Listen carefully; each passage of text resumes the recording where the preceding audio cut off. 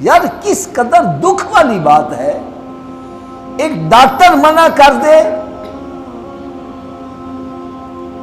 ہم چھوٹا کو چھوڑ دیتے ہیں، بڑا کو چھوڑ دیتے ہیں، نمک کھانا چھوڑ دیتے ہیں، میٹھا کھانا چھوڑ دیتے ہیں، حالانکہ یہ سب چیزیں حلال ہیں۔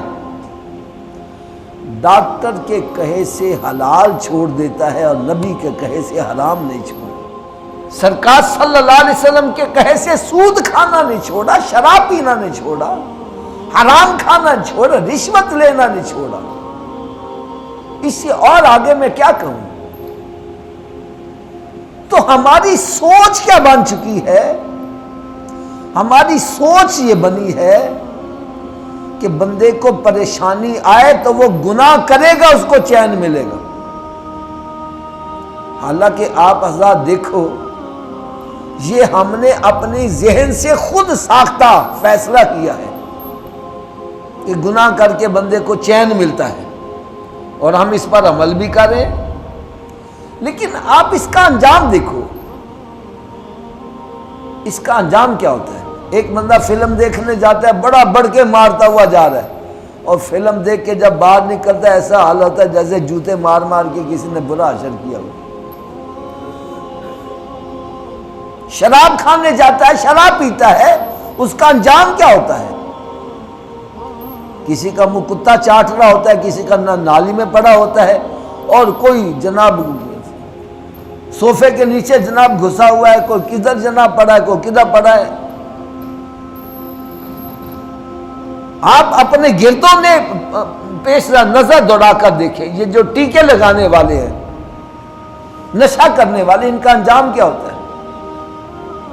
اللہ تعالیٰ معاف کرے، اللہ تعالیٰ معاف کرے۔ یقین جانو کہ میرا تو دل کانپ اٹھتا ہے۔ تو ہمارے سرونٹ کوارٹر میں نوجوان لڑکے رہتے تھے، وہ بس یہ نشے کے پیچھے لگ گئے۔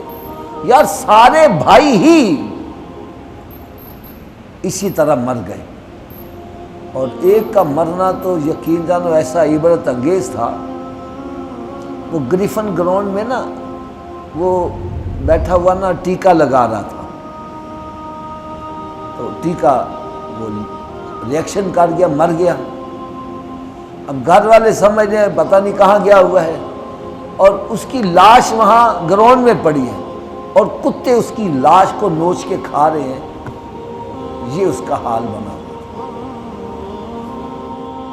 یہ پاؤڈر پینے والوں کا انجام کیا ہوتا ہے؟ دیکھا کبھی انجام؟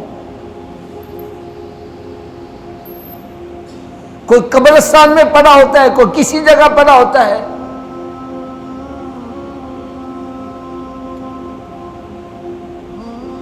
اور اگر ہم قرآن مجید کو اپنا رہبر و رہنما بنا لے تو قرآن ہماری رہنمائی کیا کر رہا ہے؟ قرآن مجید میں اللہ تبارک و تعالیٰ نے واضح طور پر فرمایا، الا بذکر اللہ تطمئن القلوب، اللہ کا ذکر ہے جو دلوں کو سکون بخشتا ہے۔ اور ہمارے ہاں ہوتا کیا ہے؟ ایک بندہ نماز بھی پڑھ رہا ہے، نیک اعمال بھی کر رہا ہے، ذرا پریشانی آتی ہے نمازیں چھوڑ دیتا ہے۔ یار کیا ہو گیا؟ صوفی صاحب نظر نہیں آئے، اور جی پریشان بڑا ہو گیا۔ بھائی نیک اعمال کرنے سے پریشانی دور ہوتی ہے، تو نیکیاں چھوڑ کے پریشانی کا علاج تلاش کرے، کیسے ملے گا؟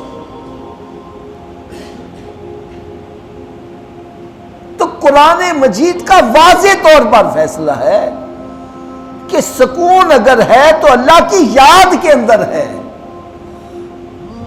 ہم سکون تلاش کر رہے ہیں فلموں ڈراموں میں، ہم میوزک کے اندر سکون تلاش کر رہے ہیں، ہم گانے باجے میں سکون تلاش کر رہے ہیں۔ بھائی ہماری سوچ غلط ہے۔ اپنی سوچ کو، اپنی عقل کو تابع کر دینا اللہ تعالیٰ اور اللہ کے رسول کے، اسی کا نام اسلام ہے۔ اور اگر زبان سے کلمہ تو پڑھ رہا ہے، لیکن سوچیں جو ہیں ہماری اپنی ہیں۔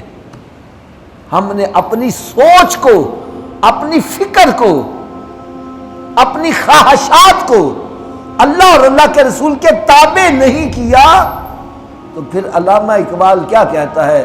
وہ کہتا ہے زبان سے کہہ جو دیا لا الہ الا اللہ تو کیا حاصل، ارے دل و نگاہ نہیں مسلمان تو پھر کچھ بھی نہیں ہے.